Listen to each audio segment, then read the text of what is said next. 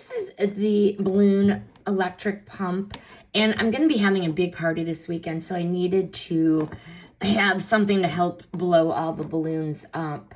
It's compact, it's so straightforward to use, and it is for anyone who wants to get those balloons inflated quickly without the hassle of manual pumping. So what I like about this, there are dual nozzles.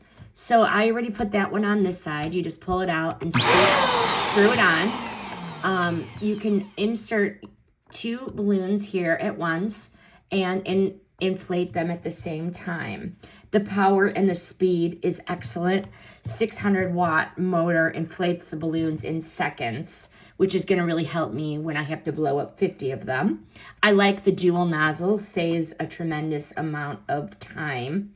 And there are 2 tying tools here. You slip it on your hand, and then you put the inflated balloon in here, and this helps you tie it.